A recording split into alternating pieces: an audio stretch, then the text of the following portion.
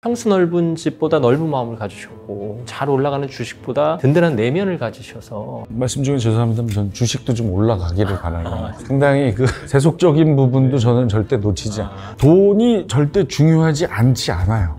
정말 중요합니다만 돈만 있으면 모든 게 해결되진 않기 때문에 진정한 행복을 찾으려면 어떤 것이 참 가치가 높은가를 판단해야 되잖아요. 힌트를 줄 수 있는 책을 최근에 제가 한 권 읽었어요. 오늘은 자신의 정체성을 뛰어넘어 지속 가능한 도전, 멈추지 않는 도전을 계속하고 있는 대표적인 인물을 한 분 모셨습니다. 참된 지식형 인간, 성실형 인생의 대표인물, 누군지 짐작이 가시죠? 개그맨 서경석 씨와 함께 하겠습니다. 어서 오십시오. 네, 반갑습니다. 네, 반갑습니다. 짐작이 가시겠어요? 짐작 안 가실? 짐작합니다. 자, 우리 구독자 여러분께 인사 한 말씀. 네. 아유, 반갑습니다. 정말 최고의 채널 책과 삶에 초대해 주셔서 고맙습니다. 구독자 여러분 건강하시죠? 저는 최근 한국사에 푹 빠져 살고 있는 남자, 성실하게 살고 싶은 남자 서경석입니다. 반갑습니다. 네, 반갑습니다. 아유, 바쁘실 텐데 이렇게 나와주셔서 감사합니다. 아유, 무슨 말씀을요. 네. 책과 삶은 제가 정말 좋아하는 채널이고요. 네. 특히 제가 가장 존경하는 방송인 선배 중에 랭킹 3위 안에 드는 우리 김재원 형님께서 진행하시기 때문에 꼭 한번 나와보고 싶었습니다. 감사합니다. 그래도 메달권에 진입한 게 너무 네, 영광입니다. 네. 2위는 이제 이경규. 아유, 알고 있습니다. 네. 1위가 이제 김국진. 네, 뭐 이런 순서입니다. 네네.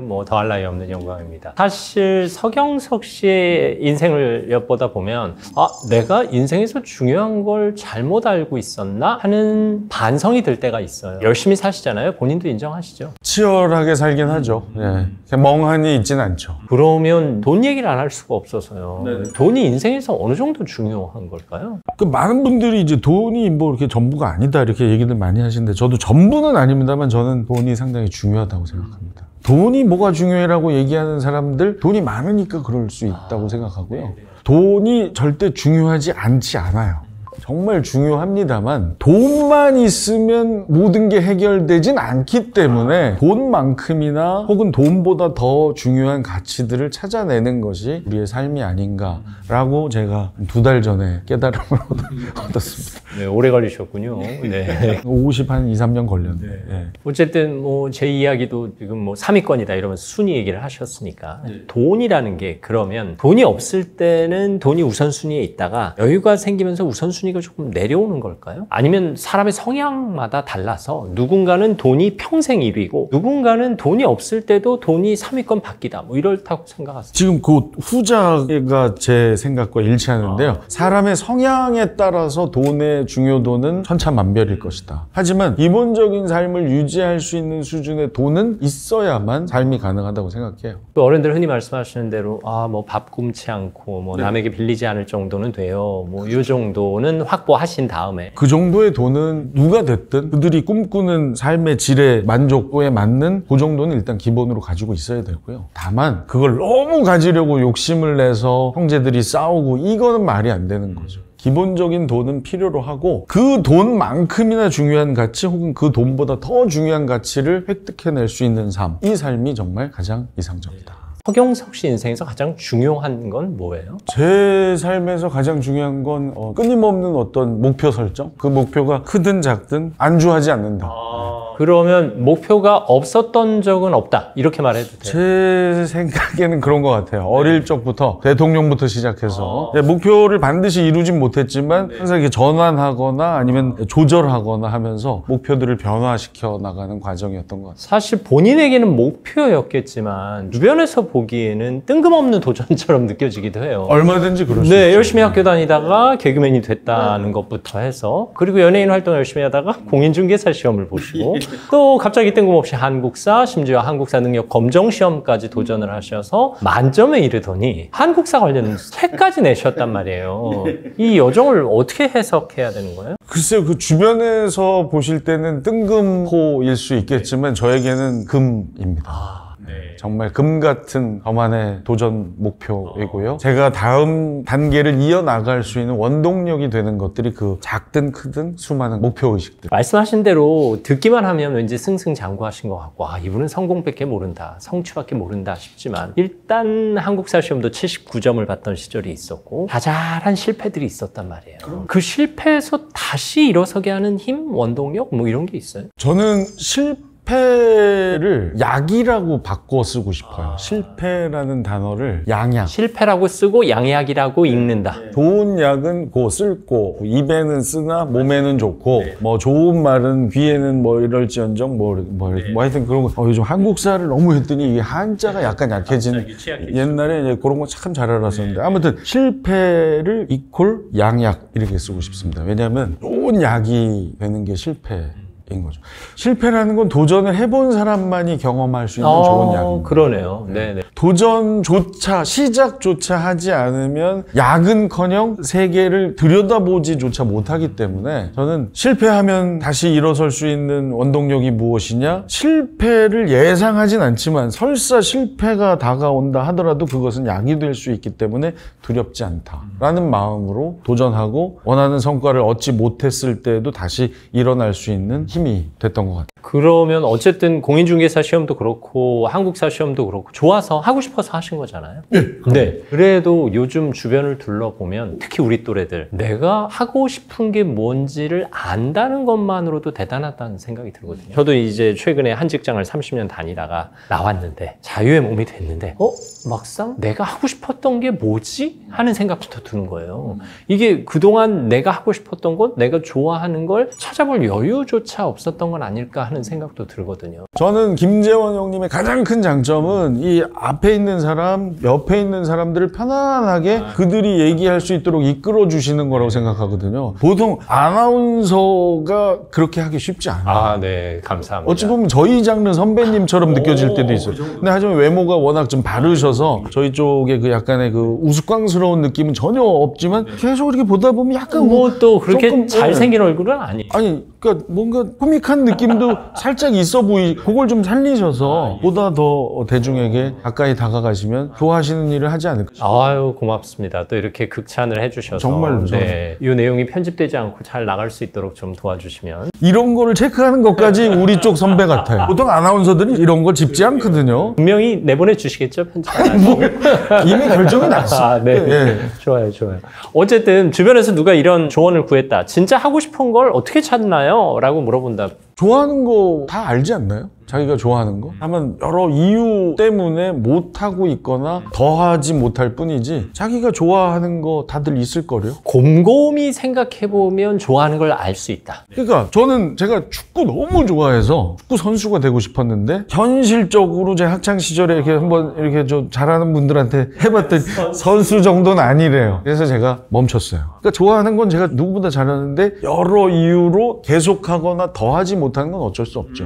하지만 여러 이유로 지속 가능한 건 저는 계속 파면 된다. 생계 유지와 내가 잘하는 거, 좋아하는 것과 거리가 있다. 그때는 생계 유지를 위한 최선을 다하시다가 어느 정도 안정이 되면 이쪽을 들여다보면 되는 거 아니겠어요? 어느 인생이든 좋아하는 것과 잘하는 것과 직업이 연결됐다. 이건 진짜 축복받은 인생이다. 이런 얘기 많이 하잖아요. 그건 최고죠. 네. 최고죠. 근데 어쨌든 생계 유지에 살짝 우선을 두시고 그 다음에 잘하는 것을 조금 시도하시다가 그 다음에 궤도에 오르면 좋아하는 것에 마음껏 투자. 네네. 제가 아무리 도전광이긴 합니다만 본분을 제껴두고 이렇게 하셔라라고 얘기할 정도의 도전주의자는 아니거든요. 그러니까 누구든 기본은 일단 해야 된다. 왜냐면 주변 식구도 있고 어른도 계시고 내 친구들이 나에게 바라는 거 이런 거 기본은 일단 하셔야 되는 게 현실이에요. 그러면 학교 다니다가 개그맨에 도전하게 된 계기는? 그거는 이제 어떤 도전이라기보다는 반복되는 삶의 염증을 느끼고 분위기를 좀 바꿔보자는 차원이었는데 일종의 일탈인가요? 전환? 네? 전환.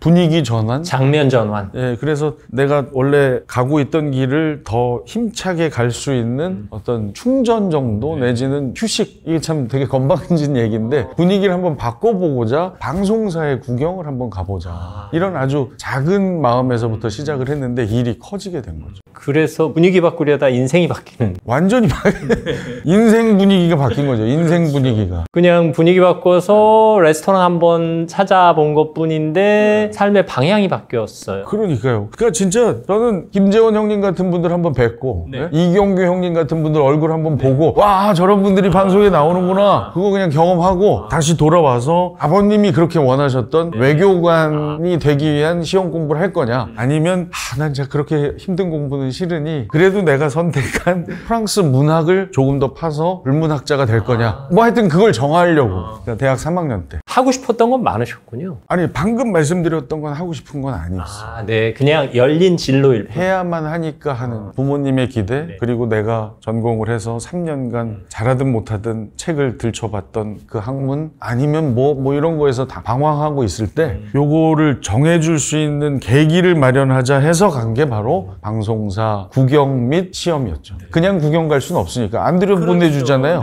그게 돼버렸어요. 그게 돼버렸어요. 예. 사실 뭐 한 1, 2년만 하자 하고 시작하셨을 텐데 사실 이제 얘기지만 1, 2년도 아니고요. 예, 집에서 난리가 났었어요. 특히 아버님이 아주 완고한 편이셔서 뭐 하는 거냐고 하셨는데 그래서 저는 정말 한 3, 4개월 말 그대로 제가 경험을 되게 중요시하기 때문에 경험하고 말려고 했었는데 이렇게 정말 인생 분위기를 바꿀 수 있는 사건이 일어났죠. 이윤석이라는 콤비를 만나게 됐고요. 그 당시 이제 김영희 감독님이 모르는 사이였는데 콤비로 픽업을 해서 너희 둘이 한번 해봐. 그렇게 해서 만든 코너가 초대박이 나요. 그래서 데뷔한 지 한 3개월 만에 신인인데 코너를 맡게 되고 그 코너가 너무나 많은 분들의 사랑을 받게 돼서 경제적인 보상도 어마어마했고요. 그리고 길을 다니면 그전에 못 느꼈던 그 사람들이 저를 대하는 이 표정과 말 한마디 한마디가 제 마음을 바꾸게 만들었습니다. 방송국 구경이 문제가 아니었구나. 시작은 미비했지만 내가 천직으로 삼고 최선을 다해서 열심히 노력해서 수많은 분들에게 웃음과 감동을 주자. 그게 이제 여기까지 오게 된 거예요. 물론 최선을 다해서 노력하셨겠지만 승승장구하셨단 말이에요. 네, 연예계에서 일가를 이루시고 초반에는 뭐 그랬죠. 아이고 뭐 그 후로도 서경석 모르는 사람이 어디 있어요? 있어요? 없어요. 어쨌든 그 승승장구하던 연예계에서 또 공인중개사 시험에 도전하셨단 말이에요. 그거는 이제 공인중개사가 정말 되고 싶어서 한 건 아니고요. 코로나 때 앉아있는 시간이 이제 늘어나죠. 인터넷을 자주 좀 들어가게 되고 문득 궁금해졌어요. 제가 한 10여 년간 홍보대사로 있었던 기업이 주 종목으로 하고 있는 공인중개사 이 과목이 도대체 어떤 걸 시험 보고 어떤 이야기들이 오고 가길래 그 수많은 분들이 그렇게 행사장에 가서 이렇게 사회를 보면 너무들 기뻐하시고 잘 안 되신 분들은 너무 힘들어하시고 이래서 되게 궁금했는데 단순한 호기심에서 출발? 들어가 보게 된 거예요. 근데 세상에 제가 그동안 부동산 거래할 때 잘 못 알아들으면서 중개사님이 설명하면 예 그렇게 해주세요. 여기다 사인하면 돼요? 이랬던 내용이 거기 다 들어있어. 이거다. 내가 요즘 실내 활동 많이 한 김에 그리고 더군다나 나랑 동떨어진 것도 아니고 내가 몸담고 있는 회사의 주종목이니 이걸 한번 도전해보자. 그리고 살펴봤어요. 만약에 내가 붙으면 한 분이 떨어지는 그런 상대평가만 하면 안 되잖아요. 그렇죠. 절대평가이길래 상관없다 출발. 대신 회사엔 얘기를 안 했어요. 몰래 이제 제가 준비를 하다가 나중에 얘기를 했더니 회사가 말렸죠. 오히려? 예, 이거 그 서경석 씨가 생각하는 그런 쉬운 시험이 아닙니다. 만약에 떨어지면 회사 이미지 안 좋아지니까 이거 하지 마시라고. 그러니까 이 시험 하나만 1년 내내 공부해도 될까 말까. 사실 그렇죠. 성인들의 수능과 똑같다고. 그래서 제가 초반 저기요 서경석이에요. 저기요 왜 나 참나 내가 알아서 할 테니까. 그러고 건방지게 시작. 근데 딱 2개월 지나니까 그분이 한 얘기가 뭔지 이래서 말렸구나. 너무 어려워. 양도 어마어마하고요. 뭔 얘기인지 하나도 못 알아듣겠어요. 초반에 그냥 몇 마디 좀 아는 걸로 그냥 덤벼들었다가 6과목 중에 5과목이 법이에요. 그러니까 법 전공자가 아니면 완전 외국어로 들릴 뿐더러 그리고 이 세법, 부동산 세법 같은 건요. 0.001이냐 0.002냐 이런 걸 묻는 게 한 300개 돼요. 정말 그것만 해도 모자란데 일 다 하다가 남는 시간 들어가서 쉬어야 되는데 그 또 책을 폈는데 0.001이냐 2냐 미치겠더라고요. 근데 근데 너무 어렵다는 걸 강조하시면 본인이 이걸 해낸 거에 대한 자찬이 되지 않을까요? 이게 완전 턱걸이를 붙었거든요. 턱걸이. 아무튼 칼을 뽑았는데 그냥 넣을 수는 없다. 그래서 진짜 제가 돌이켜보면 그 1년 반, 한 2년간의 시간은 저에게 너무나 힘들고 고통스러웠던 순간이었어요. 그래도 그 순간을 뛰어넘어서 작은 성취. 아니 이건 큰 성취를 이뤄내셨죠. 이게 제가 그런 건 있는 것 같아요. 그 운이 좀 있고요. 네, 시험 운 같은 게 좀 따르고 또 하나는 출제자 의도 파악 좀 능한 게 시험에선 중요하죠. 네, 되게 힘들어는 합니다만 그 힘들어하는 과정에서도 기출 문제들을 이렇게 좀 몇 년간을 분석을 해보면 이런 패턴으로 시험이 나오는구나. 설사 정확하게 이 문제 전체를 모른다 하더라도 답을 쓸 수 있는 방법 내지는 헷갈리는 둘 중에서 마지막 하나를 선택하는 법 이런 감각이 좀 있어요. 그럼 학교 다닐 때부터 그런 감각이? 학교 다닐 때는 거의 절정이었죠. 그러면 이번에 한국사 시험에서도 그 감각을 제가 좀 최근에 좀 컨셉을 좀 바꿨는데 좋아요. 좀 겸손함을 좀 버리기 저는 마음에 들어요. 학창 시절에 거의 최절정이었어요. 진짜. 자, 그러면 그 감각이 이번 한국사 시험에서도 빛을 발했나요? 초반에는 발휘를 못했어요. 출제자 의도 파악을 못한 상황에서 무턱대고 시험을 봤고요. 보기 좋게 1급 따낼 거라고 생각했지만 1점 모자란 2급으로 첫 시험에서는? 미끄러집니다. 네. 제 목표에 미끄러져요. 그래서 오히려 그게 더 약이 됐어요. 이게 만만치 않구나. 한국사 공인중개사처럼 막 외국어처럼 들리진 않지만 오히려 친근한 내용이라고 해서 함부로 건넘고 이러면 이런 낭패를 보는구나라는 교훈을 얻고 그 다음 시험은 정말 더 철저히 준비하고 기출문제들을 분석해서 목표 달성을 했죠. 1급 94점. 근데 굳이 100점에 도전을 하셨어요? 100점을 도전하려고 했던 것까지는 아니고요. 그건 제가 이제 마음 속으로 꿈꿔왔던 거고 그건 괜히 함부로 내뱉었다가 괜히 또 족쇄가 될 수 있으니까 뱉지는 않았는데 뭐 100점도 한번 가능하지 않겠나 이렇게 내심 94점에서 멈추지 않은 이유는 제가 그 과정을 제 개인 채널에 올렸어요. 수험생들에게 좀 도움도 드리고 어깨동무 같이 하고 가자 뭐 이런 의미로 그분들이 너무 한 번 더 해달라고 그럼 그럴까요? 그리고 자 그럼 같이 갑시다 하고 더 내용도 올려드리고 그러면서 또 한 번 시험을 보게 됐죠. 근데 이제 99점. 와 이런 1점짜리 하나가 틀린 거죠. 근데 괜찮아요. 멈출만 한데 99나 97이나 98이나 그럼요. 100이나 똑같거든요. 그래서 이제는 이제 그만해야 되겠다. 왜냐면 99니까 다음 시험 봤다가 100점이 아니면 무조건 후퇴할 일만 남은 거예요. 98도 좀 찜찜해지는 거죠. 2점짜리 틀리면 98이죠. 3점 틀리면 97. 그러니까 이게 더 이상 볼 이유가 없던. 그래서 그만하려고 했는데 그때 큰 제안이 하나 와요. 복지관에 나오시는 어르신들이 한국사 능력검정 시험 봐서 급수를 따내고 그 급을 아들, 딸들에게 자랑하고 싶어 하신다라는 얘기를 제가 전에 듣고 재능 기부를 결정합니다. 그분들과 2달 반 동안 가르쳐드리고 저도 시험을 또 한 번 본다. 사실 조금 불안하죠. 불안한데 그 어르신들에게 저도 보니까 어르신들 힘내시고 같이 걸어가시죠. 이렇게 된 거예요. 그래서 2달 반 동안 69세시거든요. 평균 연령이. 최대한 쉽고 천천히 가르쳐 드려야만 했습니다. 사실 처음 시험 보는 어르신들의 점수를 높여주는 강의와 100점에 도전하는 본인의 공부 범위는 조금 달랐을 것 같아요. 다르죠. 근데 제가 볼 땐 처음 시험 보시는 어르신들을 위해서 최대한 쉽고 재미있게 가르쳐 드리려고 연구하는 과정이 저를 100점으로 유도하지 않았나 싶어요. 그래서 이제 결국 대망의 100점을 맞으셨고. 근데 뭐 저는 제 점수보다 그 어르신들의 점수가 되게 궁금했거든요. 놀라운 결과가 나왔어요. 15분 중에 5분은 시험을 못 보셨고요. 10분이 응시를 했는데 그 중에 6분이 급을 따냅니다. 대박이에요. 급을 따내면 보통 합격이라고 하고요. 그 중에 이제 1급이 최고잖아요. 한 분이 71세신데 1급 94점. 이야, 대단하시다. 네. 서경석 씨가 2번째 시험에서 얻은 점수. 71세의 나이에 첫 시험에서. 와, 어마어마합니다. 제가 그래서 그걸 보면서 내가 좀 잘 가르치는구나. 아유, 재능이 있으세요. 컨셉을 바꿨습니다. 제가 이제 겸손을 거의 덜어내고 자랑할 땐 자랑하자. 내가 재능이 있구나. 그리고 그 자랑을 야무지게 하실 수 있도록 도와드리는 역할이 이제 제 역할입니다. 감사합니다. 제가 참 존경하는 방송인 랭킹 3위 안에 제가 작년까지 들었고요. 올해 이제 2위 안에 아유, 2위 모시겠습니다. 진입을 노리고 2위 있습니다. 하도록 네, 감사합니다. 근데 어쨌든 100점에 도전하는 여정에서는 15분의 어르신들이 계셨단 말이에요. 근데 그 결과 100점이 나왔고 이 책이 한 권 나왔어요. 그렇죠. 책과 삶이니까 수많은 책 이야기를 들으시겠지만 이게 책과 삶이기 때문에 네. 노벨 문학상 수상자의 작품을 출판한 출판사에서 연락이 온 거예요. 어우, 그래가지고 제가 처음엔 이렇게까지 빨리 낼 생각은 없었는데, 이게 마다할 이유가 좀 사라지면서, 아유, 왜 이렇게 겸손하시냐. 그때부터 제가 겸손을 없애기 시작합니다.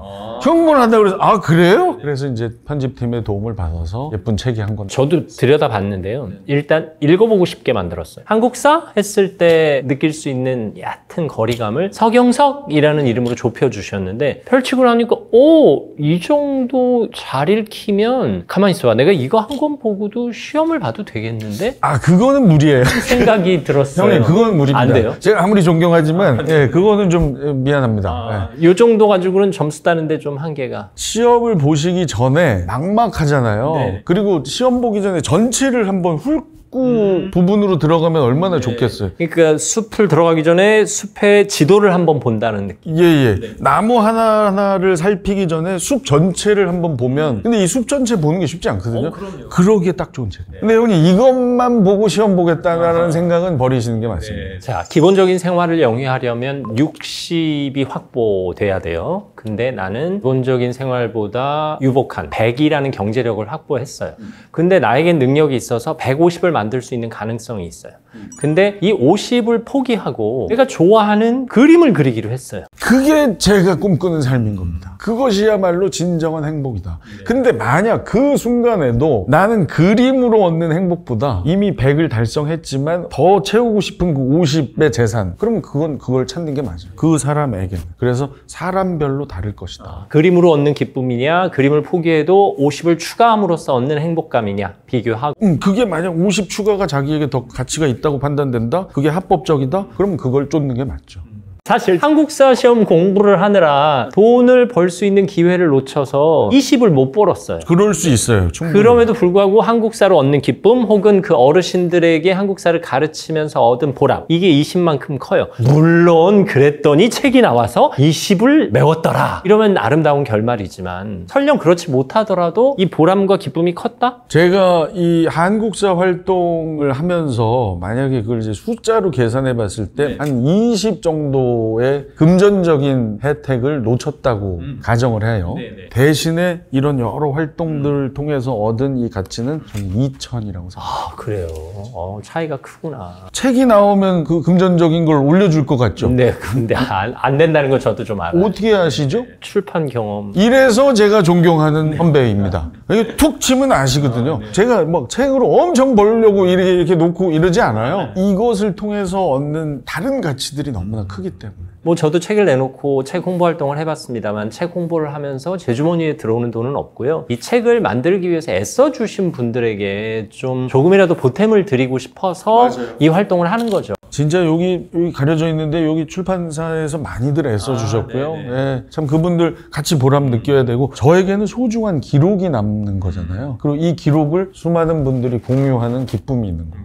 그 가치인 거죠. 그거는 돈 20보다 훨씬 더 큰 2,000의 행복이 있습니다. 그러니까 내가 추가로 50의 수익을 얻지 못하더라도 내가 좋아하는 그림, 음악, 시험에 투자를 해라. 그리고 이제 제가 이제 직업이 이렇다 보니까 우리 김재원 진행자님께서 이걸 어떻게 받아들이실지 모르겠는데 저는 김재원 진행자가 진행하시기 때문에 책과 삶에 온 것도 상당히 커요. 아유, 감사합니다. 왜냐면 제가 정말 좋아하는 거예요. 네. 아니 그러니까 이게 되게 상투적으로 받으시잖아요. 아니요. 제작진들이 이걸 좀 알아주셔야 되는데. 제가 PD한테도 얘기했어요. 제가 재원이 형이 하신 거라면 제가 적극적으로 전 나가고 싶다고. 근데 이런 가치 이렇게 해서 가까이 제가 김재원 형님 그 아침마당 한 2달 전에 나가서 뵌 거 외에는 뵌 적이 없어요. 근데 너무나 뵙고 싶었는데 그래서 아침마당도 나간 거고 아침 또 따로 나오셨는데 여기 또 하니까 이게 얼마나 또 기쁨이. 그거를 어떻게 이제 김재원 리스트에 그래도 한 15번째 중에는 이제 올려주실 거예요. 그럼요. 이런 기쁨인 거예요. 네. 이게 저는 제가 추구하는 행복이다. 삶의 행복. 네. 그러면 왠지 이야기를 나누다 보니까 서경석 씨는 평수 넓은 집보다 넓은 마음을 가지셨고, 그리고 잘 올라가는 주식보다 든든한 내면을 가지셔서 뭐 남부러울 게 없어요. 말씀 중에 죄송합니다만 전 주식도 좀 올라가기를 바라요. 예.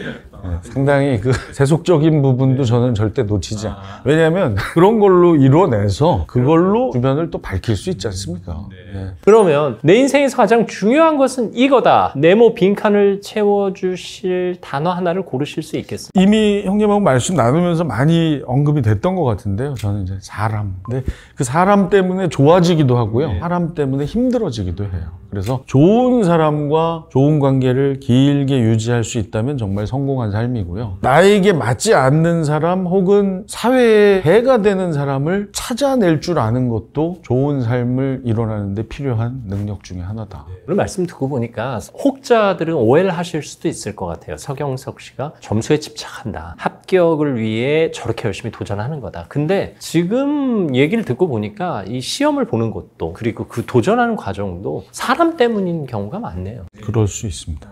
내 인생에 중요한 것은 사람이다. 오늘 이야기 나누시면서 이 영상을 끝까지 재밌게 보신 분들에게 이 책을 추천해드리고 싶다 하는 책이 있을까요? 오늘 그 삶의 행복과 관련된 이야기에서 상당히 그 형님하고 좀 깊게 얘기를 나눈 것 같아서요. 진정한 행복을 찾으려면 어떤 것이 참 가치가 높은가를 판단해야 되잖아요. 힌트를 줄 수 있는 책을 최근에 제가 한 권 읽었어요. 짐 챙겨라는 책입니다. 그러니까 여행서예요.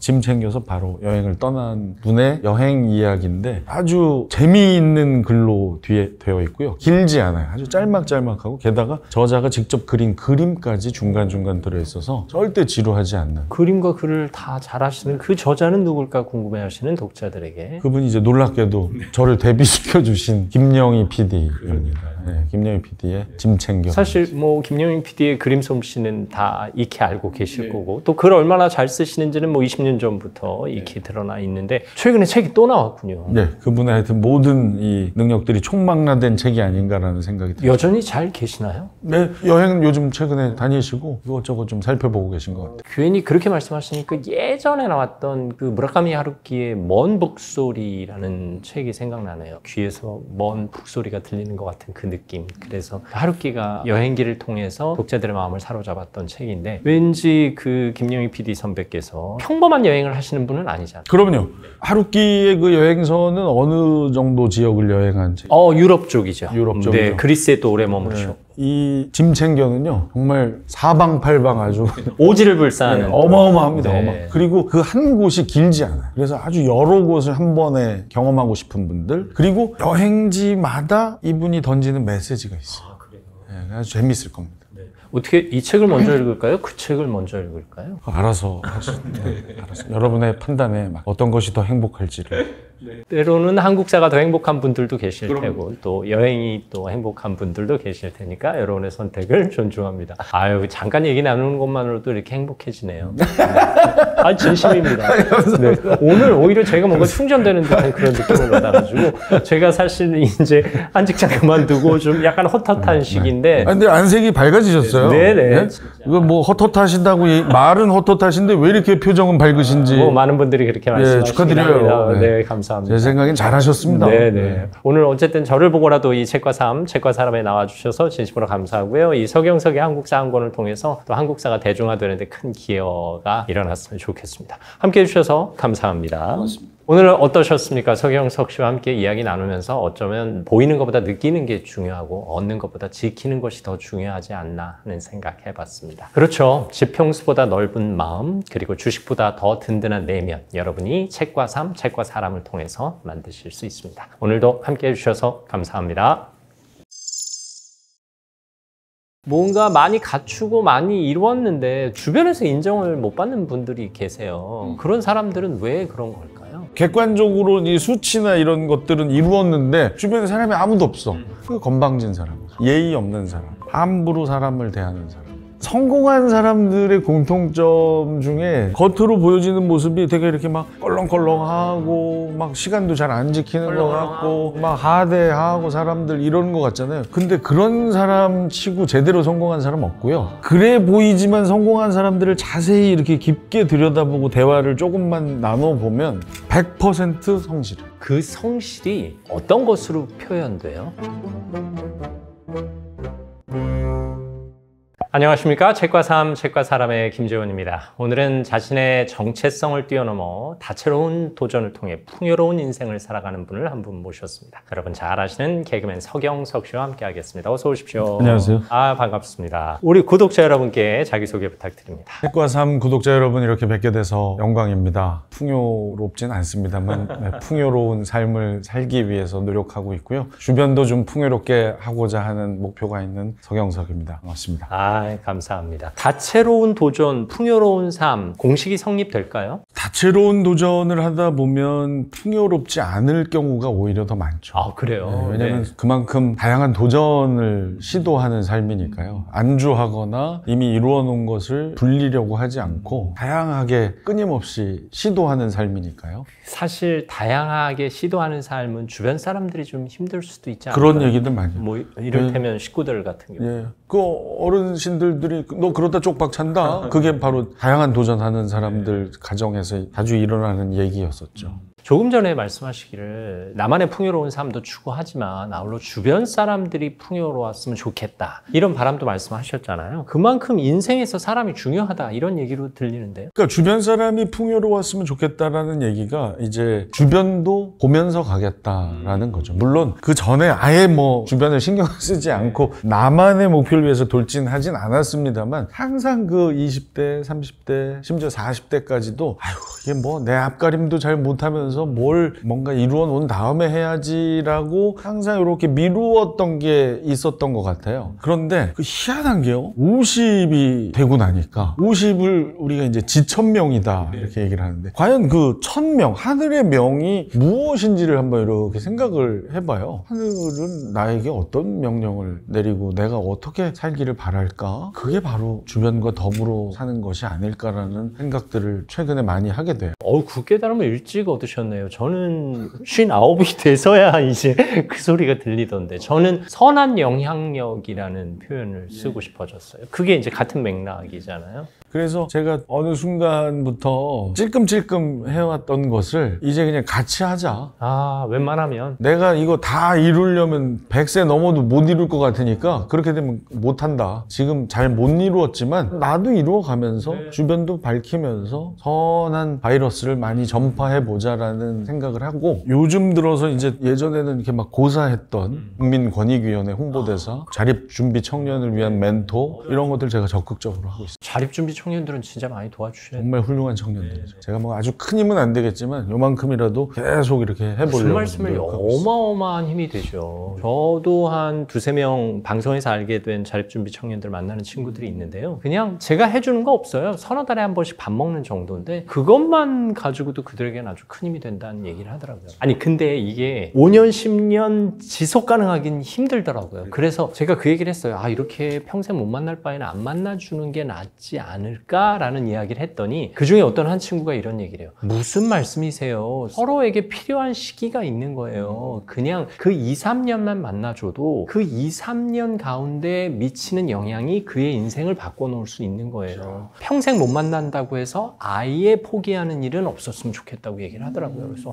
그렇구나. 그 청년이 멘토인데요? 네, 오히려 그 청년이 멘토일세. 저에게 필요한 시기에 이런 역할을 해주셔서 정말 감사합니다. 이런 얘기를 하는 거 보면서 주변에 누군가를 만난다는 건 그 사람이 필요한 시기에 내가 등장했다는 뜻이구나. 지금 제가 필요한 시기에 서경석 씨가 등장했다. 뭐 이렇게 해석할 수도 있는 개념이죠. 야, 오늘 또 이 형님과 그 청년 멘토의 얘기에 제가 또 하나 배웁니다. 지속 지속 가능하지 않다고 그래서 그만할 게 아니라 안 할 게 아니라 그 시기에 필요한 역할을 해주시면 된다. 그것도 훌륭한 역할이다. 그래서 자립준비 청년들을 위해서 좋은 일을 좀 많이 해주셨습니다. 아, 참 이래서 제가 형님을 아니 그 아나운서 생활 그 바쁘게 하시면서도 그 묵묵히 또 자립준비 청년을 아니요, 위한 그거는 대단한 일은 아니에요. 식사 지원을 하고 계셨고 그동안 이제 KBS에 있으실 때는 얘기 안 하시다가 이제 프리가 되면 이런 걸 이제 본인의 입으로 네, 그렇죠. 얘기하기 시작하시는 모습 아주 훌륭합니다. 컨셉을 좀 바꾸기로 해서 저희가 하는 작은 것들을 좀 알려야 훌륭한 얘기예요. 먹고 살 수 있지 않을까 하는 생각을 합니다. 사실 우리는 방송 일을 하다 보면 사람들을 많이 만나게 되잖아요. 그러면 이 사람은 이래서 성공했구나. 아, 이 사람은 이래서 좀 힘든 시간을 보내고 있나 보다 하는 생각을 할 때가 있죠. 성공한 사람들의 공통점 중에 이건 뭐 너무 뻔한 거라서 참 얘기하기조차 그런데 이 얘기를 제가 왜 지금 하냐면요. 저 사람은 별로 안 성실한 것 같은데 성공을 했어. 이렇게 보는 경우 꽤 있거든요. 겉으로 보여지는 모습이 되게 이렇게 막 껄렁껄렁하고 막 시간도 잘 안 지키는 것 같고 왠지 건방진 것 같고 막 하대하고 사람들 이러는 것 같잖아요. 근데 그런 사람 치고 제대로 성공한 사람 없고요. 그래 보이지만 성공한 사람들을 자세히 이렇게 깊게 들여다보고 대화를 조금만 나눠보면 성실은 일단 기본입니다. 성실. 기본적으로 장착이 돼 있어야 되는군요. 성실하지 않은 사람이 성공하는 경우는 정말 못 본 것 같아요. 단 한 사람도. 100% 성실해요. 그 성실이 어떤 것으로 표현돼요? 약속을 꼭 지키고요. 자기가 해야 할 일을 남에게 미루거나 내일로 미루지 않아요. 그게 성실이죠. 원칙이 분명하시네요. 결코 잘했느냐 못했느냐는 그 다음인데 잘했든 못했든 약속을 지킨다. 자신과의 약속, 남과의 약속. 그게 성공한 사람들의 공통점. 약속을 지킨다와 내가 할 일을 타인에게 미루지 않는다라는 성실의 원칙. 그러면 나는 이렇게 살아왔다예요? 아니면 나는 이렇게 살고 싶다예요? 참 죄송합니다만 그게 접니다. 네. 난 이렇게 살아왔다는 거네요. 제가 다른 거는 자랑할 게 없는데 적어도 이제 약속은 꼭 지키려고 노력해요. 아니, 무슨 말씀이세요? 다른 거 자랑할 게 얼마나 많은데. 나하고의 약속이든 남과의 약속이든 시간이든 양이든 질은 사실 제가 완성도까지는 몰라도 그건 뭐 제가 판단하는 건 아니니까 주변이 판단해 주시는 거니까 근데 그 약속만큼은 정말 꼭 지키려고 노력해요. 그럼 우리가 여기서 흔히 말하는 성공한 사람들의 습관 할 때 성공한 사람의 기준을 어떻게 나누어야 할까요? 가장 우리가 쉽게 생각할 수 있는 건 재산이죠. 재산. 저 사람이 재산을 얼마나 축적했느냐. 근데 그 재산만 가지고는 이게 해결이 안 되는 게 아버지가 물려준 걸 수도 있잖아요. 그럼요. 어느 날 태어났는데 내가 2천억 부자예요. 저희 아들이 가끔 그런 얘기를 하거든요. 자기 꿈은 재벌 2세인데 아빠가 전혀 노력을 안 하신다. 뭐 이런 얘기를 가끔 하거든요. 그 친구가 아주 독특한 친구네요. 아빠가 노력을 해야 달성할 수 있는 꿈인데. 네. 그 노력을 남에게 미루는 스타일인데. 예. 아, 요즘은 안 그러고 한 10여 년 전에. 네. 아니 그래서 그런 2천억은 성공이 아니죠. 네. 예.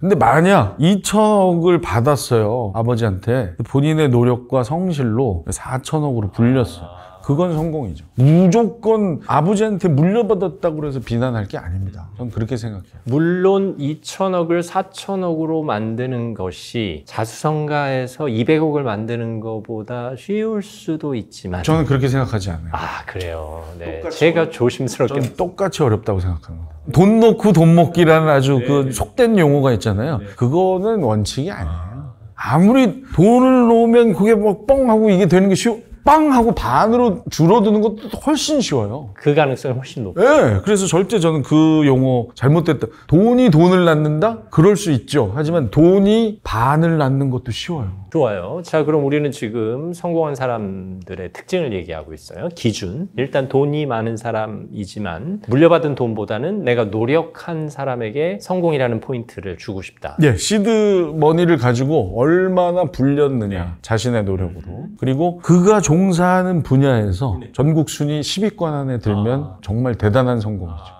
그러면 저는 완전 성공. 네. 완전 제 기준에서는 완전 성공. 제가 존경하는 방송인 순위 2위 안에 지금 드시니까 방송인 순위는 너무 버거운데 아나운서 순위 아나운서 2위. 순위. 아나운서 순위 2위 안에 드시는 분이에요. 네. 완전 성공이죠. 완전 성공. 제기차기 전국 10위 안에 든다? 그분 성공이죠. 특정 분야에서. 그럼요. 네네. 재력, 시드머니를 늘렸다. 그 다음에 자신이 일하는 분야에서 순위 안에 든다. 또 다른 기준이 있을까요? 그를 진심으로 존경하는 사람이 500명 이상이에요. 주변에. 그 진심을 어떻게 확인할 수 있을까? 이를테면 그분이 퇴임하실 때 퇴임식장에 찾아와서 눈물을 흘린다?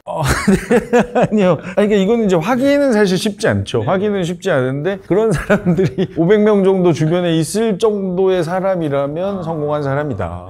네. 아니, 제가 이런 비유를 드는 이유가 제가 마지막 방송을 할 때 이 뭐 PD 아나운서 선후배들이 스튜디오로 몰려와가지고 아우 상당히 민망했거든요. 제가 볼 때는 김재원 아나운서가 떠나실 때 전국적으로 한 15만 명 이상이 정말로 많이 가슴 아파하고 그가 가는 길에 꽃만 놓여지기를 진심으로 기원했을 겁니다. 정말 제가 사랑받고 일했구나라고 느낀 순간이 바로 그 순간인데요. 시청자 여러분께서 어떤 기사, 어떤 영상 밑에 달린 댓글을 통해서 진심으로 저와의 이별을 아쉬워하시는 거예요. 그래서 내가 정말 사랑받고 일했구나. 사실 저는 30년 방송국을 다니면서 아나운서 일을 했지만 뭐 제가 유명하다거나 제가 연예인이라거나 하는 생각을 해본 적이 없거든요. 한낮 월급장이가 평생 다닌 직장에서 30년 만에 물러나는데 이렇게 많은 위로와 격려를 해주신다는 건 내가 축복받은 인생이구나 하는 생각은. 한낮이라뇨. 그리고 그 김재원 아나운서께서 진행하신 그 아침마당은 정말 우리 대한민국 국민 대부분의 아침 시간을 진짜 쥐락펴락했던 울고 웃겼던 그만한 친구가 어디 있습니까? 그 정말 든든한 친구를 떠나보내는 분들이 얼마나 가슴이 아팠겠어요. 감사합니다. 어쨌든 본의 아니게 또 이렇게 제 이야기로. 아니 진짜 성공하셨어요. 그러니까 우리가 흔히 그 성공의 기준을 어디에 두느냐에 따라서 그 사람이 또 다시 보이기도 하니까요.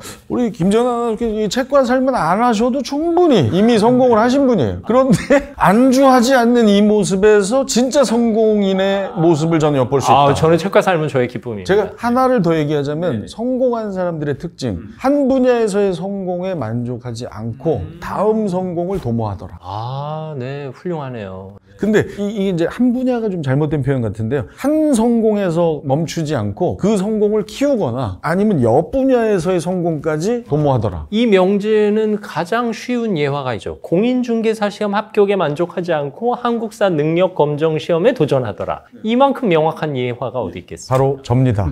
감사합니다. 이게 사실 쉽지 않은 거잖아요. 한 분야에서 일가를 이루었는데 혹은 내가 목표로 했던 걸 달성했는데 또 다른 비록 옆에 있는 분야라 할지라도 또 관심을 갖고 새로운 도전을 이어간다는 것 성공한 사람들이 가질 수 있는 특징일 수 있겠네요. 네. 그리고 참 사람이라는 존재가 얼마나 이 작은 것인지를 이런 여러 도전을 해보면 깨닫게 돼요. 내가 이쪽에서는 그래도 명함 좀 내밀었었는데 와 여기서는 완전 나는 어린이네. 이런 분야가 있었네. 그런데 내가 그냥 막연히 좋아하면서 내가 할 수 있을 거라고 생각만 하고 있었던 분야였네. 겸손하게 만드는 거죠. 참 도전은 참 여러모로 의미가 있는 행위인 것 같아요.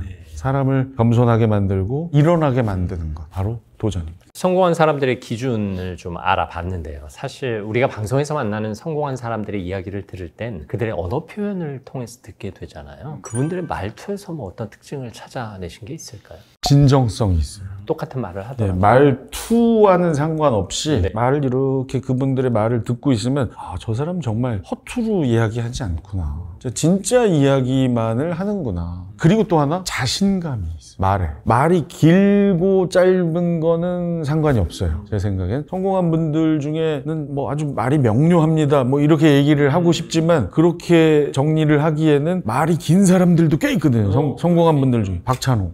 네, 그렇죠. 네. 그 양반도 엄청 성공한 사람 아니에요? 물론 말로 성공하신 건 아닙니다만. 네. 말로 성공 안 했는데 정말 말 길게 하는데 길지만 그래도 그만에 되게 순수하니까 그렇게 길 수 있거든요. 아주 진정성 있는 이야기들을 길게 하더라고요. 제가 바로 옆자리에서도 얘기를 들어봤어요. 근데 정말 길게 하더라고요. 근데 말 한마디 한마디가 진정성이 녹아있어요. 그것이 바로 성공한 사람들의 말투의 특징이다. 자신감, 진정성. 우리가 아는 연예인 중에 혹은 방송에서 만나셨던 분들 가운데 저 사람의 얘기에는 정말 진정성이 깃들여 있다라든가 저 사람은 정말 똑같은 얘기도 정말 맛깔스럽게 한다라든가 저 사람은 정말 이게 자신감이구나 라고 느꼈다라든가. 말을 가장 맛깔스럽게 하는 사람은 신동엽.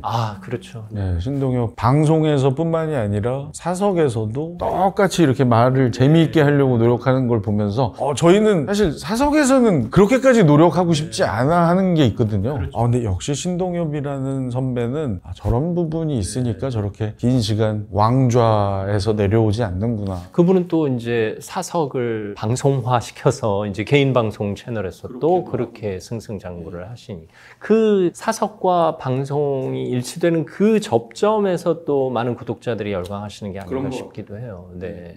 그리고 또 떠오르는 분들이 계세요? 이분을 얘기하고 싶습니다. 이낙준, 그 중증외상센터라는 웹툰의 원작자죠. 본업은 의사이고요. 뭐 후배입니다만 이렇게 얘기를 나눠보니까 이 친구가 왜 그 안정적이라고 모두가 일컫는 의사 생활을 접고 작가의 길로 들어설 수 있었는지를 알 수 있을 정도의 자신감이 느껴졌어요. 자신감이라는 건, 야! 소리 지르고 막, 말 앞에서 하는 거 뺏어서 하고 이런다고 자신감이 느껴지는 게 아니에요. 오히려 그거는 자신 없어 보이는데, 조금 이렇게 하는데, 제가 개인적으로 자리를 한 4-5번 했거든요. 만날 때마다 느껴요. 말을 많이 하지도 않고, 길게 하지도 않는데, 툭툭 자신감이. 그런 자신감은 이미 뭔가를 이루었기 때문에 나오는 걸까요? 아니면 뭔가를 이루기 전부터 그런 자신감을 갖고 있었을까요? 이낙준 군도 이제 작가니까 제 생각엔 수없이 많은 글들을 읽고 또 본인이 또 써보고 하면서 생긴 자신감이 아닐까요? 뭐 원래부터 있었던 자신감은 아닐 걸로. 저는 한 분 떠오르는 분이 있어요. 제가 이분을 직접 만난 건 몇 달 안 됐고요. 한 2-3번밖에 못 만났어요. 근데 뭐 이분의 방송을 쭉 봐왔고 들어갔죠. 근데 이분의 말의 특징은 각이 져 있질 않아요. 뭐가 나 있질 않아요. 어떤 이야기를 하더라도 둥글둥글해요. 저는 이거 참 부러워요. 사실 아무리 부드러운 말투로 얘기를 하다가도 뭐가 나기 마련이거든요. 그리고 각이 지기 마련인데 이분은 모든 게 둥글게 떨어지고요. 그리고 어떤 이야기를 하더라도 웃음기가 묻어 있어요. 설령 슬픈 애도의 이야기를 하더라도 웃음기가 묻어 있고, 그리고 또 하나 결정적으로 부러운 건 언어에서, 표현에서 맑음이 느껴져요. 이건 밝음하고는 또 달라요. 그냥 얼굴만 보면 밝은 이미지인데 맑음이 느껴져요. 그래서 이 맑음은 사실 아무나 따라할 수 없거든요. 설령 어렵고 힘든 상황을 거치면서도 긍정적인 마인드로 때묻지 않은 감성을 지니고 있어야 이 맑음이 유지되는 거거든요. 이러한 화법의 특징은 바로 우리 서경석 씨. 진심해요. 네. 야, 제가 참 아직 순진하네. 야, 나 정말 막 진심으로 지금 궁금해하고 있었거든요. 진심이에요, 진심. 제가 그런 게 있어요? 그럼요. 맑아요? 맑아. 야. 밝은데 이 밝음을 뛰어넘는 전 맑음에 대한 포인트가. 제가 이거 2등으로 좀 올려드리고 그래가지고 지금 약간. 아니에요. 너무 진짜 진심이에요. 세속인들의 대화. 제가 빈말로 하는 거면 이렇게 구체적인 분석이 못 따라가죠. 감사합니다. 제가 보다 맑아질 수 있도록 노력하겠습니다. 어떤 상황에 있어도, 예능 프로그램에서도 각이 없어요. 어떻게 그러실 수 있어요? 글쎄, 그게 이제 장점이자 단점인 건데요. 오은영 박사님이 저한테 그래서 막 경고했잖아요. 너 오만하게 살지 말라고. 네가 다 모든 걸 해결하려고 하지 마라. 그럼 다 그러니 너 힘드니? 그래 내가 해결해 이런 거 하지 말라는 거예요. 주변 사람들의 많은 문제를 해결해 주다 보니까 내가 다 할 수 있어, 내가 도와주면 될 것 같은데 하는 마음가짐이 없는 건 아니시죠? 그 마음가짐을 이제 없애기로 결심을 했습니다. 그런다고 해결이 되지도 않아요. 제가 다 해결해 줄지도 못할 거면서 적당히 걸쳤다가 마음만 다치고 사람도 잃고 돈도 잃고, 그래서 오만한 삶을 이제 그만하세요라는 오은영 박사님 충고를 듣고 많은 부분 태도를 바꿨어요. 그래서 겸손도 조금 내려놓으시고. 겸손도 이제 너무 겸손이 지나치면 그게 또 오만이거든요. 그렇더라고요. 자랑할 때는 하려고요. 네, 좋아요. 오늘 제가 얼굴 괜찮죠? 훌륭하죠. 괜찮아요, 요즘. 언제 봐도. 나쁘지 않아요. 사실 개그맨에서 외모 랭킹하면 상당히 높은 순위에 있어요. 몇인데요? 높은 순위. 상위권. 네. 자, 우리가 이제 성공한 사람들 얘기를 좀 해봤는데, 근데 사실 겸손하다가도 어떤 자리에 오르게 되거나 뭐 유명인들 가운데는 뜨게 된다, 이러면 또 사람이 변하는 경우가 있어요. 우리가 흔히 뭐 자리가 사람을 만든다라고 얘기도 하지만 이걸 어느 선까지 용납을 해야 하나 싶을 때도 있거든요. 지금 말씀하신 그런 경우도 있고요. 그렇지 않은 경우도 상당수 있습니다. 떴는데 겸손함이 유지되는 사람. 다음 말씀이 뭐 접니다 뭐 이런 거 아닌 거죠?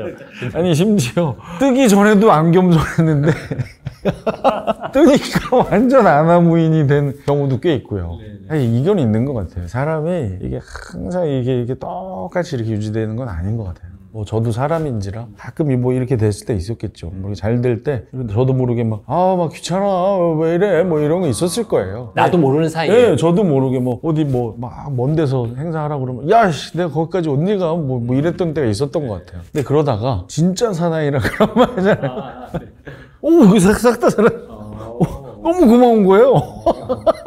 거제도에서 행사를 해도 행복하게 가요. 그리고 막 촬영이 막 12시간, 13시간 지속돼도 전혀 힘들지 않고. 그래요. 이 사람이 정말 극한의 고통을 경험해 보는 거, 이건 진짜 양약입니다, 양약. 이 고통의 순간이 사람을 성숙하게 만든다. 정말 좋은 약이 돼요. 이게 꼭 실패가 아닐지라도 하는 일인데도 너무 힘들어. 제 이 얘기를 생각하면서 조금만 견뎌보세요. 정말 좋은 약이 될 거예요. 제가 그 이후로는 진짜 사나이라는 정말 방송에서 경험할 수 있는 최고의 고통을 21개월간 경험한 후로부터는 웬만한 일에는 짜증이나 두려움이 없어졌어요. 그게 진짜 오랜만에 이제 그 얘기가 나왔으니까 진짜 힘들어요. 진짜 리얼인 거예요. 정말. 그래도 방송인데 어느 정도 설정과 좀 여지가 있지 않나요? 없어요. 와. 그러니까 이렇게 생각하시면 돼요, 형님. 월요일 아침에 가서요. 금요일 저녁이나 토요일 점심에 나와요. 한 달에 한 번 정도 가셨나요? 네, 그렇지만 그 5박 6일, 6박 7일 동안 똑같이 거기 있는 군대 병사들하고 생활을 하고요. 그 모든 걸 다 찍어요. 여기 이거 체크가 3자 자 들어갑니다 하고 카트 하고 가서 자 물 한 없어요. 다 물을 한 잔을 먹어도 찍어요. 그리고 자는 것도 찍어요. 심지어. 잠꼬대 할 때 재밌는 소리 나올까봐 오디오를 돌려놔요. 요즘이야 이제 관찰 예능이 많아졌지만 그때만 해도 그게 엄청난 시도였어요. 그러니까 100% 관찰의 시초라고 봅니다. 정글의 법칙도 그렇게 안 할 겁니다. 정글도 뭐 재밌는 거 잡고 그러면 자 카트 하고 뭐 맥주 한잔 하고 그럴까. 자 잠깐 정리하고 가실게요. 정리가 없어요. 정리는 뒤에서 자기들끼리 하는 거. 우린 계속 살겠어요 형님? 그러니까. 사실 그거는 한두 달 하고 나면 이거 안 하면 안 될까요? 라는 마음이 저절로 중간에 나오게. 그만하고 싶은 마음도 생겼어요. 왜냐면 너무 힘들고 그게 이게 배에서 떨어져가지고 이게 긁힌 자국인데 제가 성격상 이런 걸 얘기를 안 해요. 왜냐면 촬영 중단될까 봐. 야 오늘 여기 바지가 이게 하나 보여드릴까? 꽤 깊이 파요. 네, 아무도 몰라요. 이거는 그 현장에서 제가 얘기를 안 했기 때문에 이게 8점이 뜯겨 나간 거예요. 위험한 상황에다가 출연자를. 그래서 하여튼 말도 마세요. 네, 다시 보이네요. 그래서 중간에 이제 그만해야 되겠다는 생각을 했었어요, 사실은. 근데 그동안 걸어온 길이 이게 참 아깝기도 하고 또 도전. 그러니까 요거 끝까지 요거 내가 일종의 고질병. 내가 조금만 하면 육군 만기 제대인데 그래서 21개월을 채운 거예요. 군복무 기간 하신 거네. 군대 다시 간 셈이네요. 이게 어쨌든 그런 고통의 순간이 어쨌든 서경석 씨의 겸손한 마음을 지속 가능하게 만들었다. 그렇죠. 너무 힘들 땐 옆을 보시고 아래를 보시고요. 네. 목표는 대각선 보고 세우시고. 반대로 어떤 일을 해도 잘 안 풀리고 그리고 뭔가 많이 갖추고 많이 이루었는데 주변에서 인정을 못 받는 분들이 계세요. 그런 사람들은 왜 그런 걸까요? 주변에 보면 사람이 없단 말이에요. 그거는 뭐 아주 간단할 것 같은데 이루었어요. 객관적으로 이 수치나 이런 것들은 이루었는데 주변에 사람이 아무도 없어. 그 건방진 사람이죠. 인간적이지 않은 사람, 예의 없는 사람, 함부로 사람을 대하는 사람. 이게 보통 말하는 방식에서 드러나죠. 물론 드러나고요. 말하는 방식으로 숨긴다 하더라도 그건 티가 납니다. 아이고 얼마나 이렇게 힘드세요 하면서 이렇게 이쪽 보고 있고 막 이렇게. 그리고 그거 있죠. 정말 정치계에서도 그런 일이 자주 일어나던데 노룩 인사. 네, 보지 않고. 네, 이건 정말 그 상대를 너무 무시하는 거예요. 차라리 하지 말아야지. 이거 하면 안 돼. 네네. 이거 안 돼. 눈으로는 저 사람을 보면서. 물론 기사에 보면 이제 정치적인 이유 때문에 그렇다지만 그거 빼고요. 그거 말고 평소에 정말 바쁘지 않으면 인사는 이렇게 하는 게 맞죠. 눈을 보고. 안녕하세요. 이거 설령 손을 안 잡더라도 눈으로라도 인사를 해야죠. 이거 대지 말아야죠. 이렇게 아이고, 손보다 안녕하십니까. 눈이 먼저죠. 이게 맞는데 제가 이런 거 몇 번 당해봤어요. 정말 가슴 아프더라고.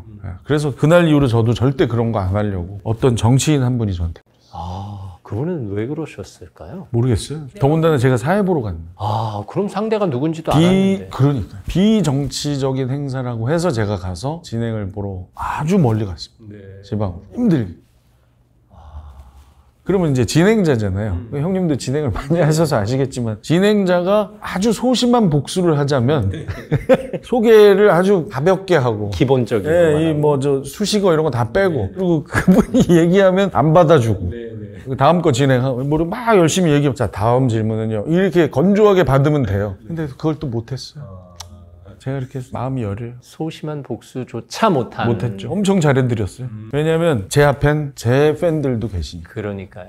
네. 저의 진행을 보러 오신 관객도 계시니까 거기서 건조하게 할 수는 없죠. 노룩 진행을 할 수는 없잖아요. 사실 우리의 대상은 우리에게 관심을 가졌던 안 가졌던 이분이 아니라 이분들이니까요. 대중이 우리의 대상이니까요. 야, 이 진짜 오래된 얘기인데 이거 갑자기 떠오르네요. 갑자기 노룩으로부터 시작이 된 거예요. 이게 이제 태도와 말투에서 다 드러날 수밖에 없는 거죠. 그 주변에 사람이 없다는 건. 그렇죠. 게다가 이제 뭐 이루고 싶은 것들은 많은데 뭐 순간마다 일이 꼬여서 잘 안 풀린다고 하시는 분들이 계세요. 그게 자신의 태도나 말 습관을 좀 돌아볼 필요가 있을까요? 그러니까 제일 뛰어난 사람은 잘못되면 내 탓이고 잘 되면 주변 탓이다라고 얘기한다는 말이 있잖아요. 근데 그거 참 인간적으로 쉽지 않아요. 사람이 잘 되면 내가 잘한 것 같고 못 되면 주변이 못 돼서 그런 것처럼 느껴지거든요.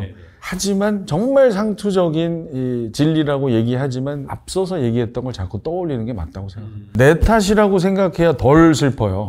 오히려. 네. 내 탓이면 내가 고치면 되잖아요. 남 탓이면 남을 고치게 하려면 이거는 한 다리 건너야 되고 찾아가야 되고 얘기해야 되고 와서 시간 내달라고 해야 되니까 더 힘들어진단 말이에요. 내 탓이면 내가 스스로 분석해서 이번 과정에서의 잘못을 개선하면 되거든요. 그래서 여러모로 내 탓이라고 얘기하는 거 상당히 중요하다고 저는 보고요. 같은 견지에서 사실 남을 바꾸기는 힘들잖아요. 힘들죠. 차라리 나를 바꾸는 게 낫다. 난 못 바꿔요. 남 어떻게 바꿔요? 그리고 또 하나 뭔가 일이 잘못됐을 때 사람이 우울해지는 가장 큰 이유는 위랑 비교하기 때문입니다.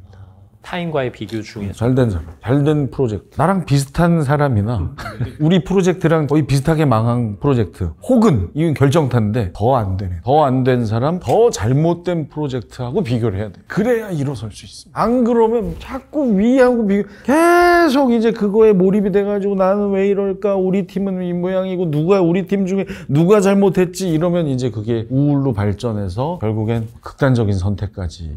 그러지 말고 옆, 아래. 이게 참 안 된 얘기지만 상대적으로 행복해집니다. 제가 그 방법 정말 잘 써요. 아, 그래요? 저 79점 맞았을 때 어찌 보면 상당히 높은 점수이긴 하지만 제 목표에는 미치지 못했고 내심 깜짝 놀랐어요. 내가 1급이 안 됐다고?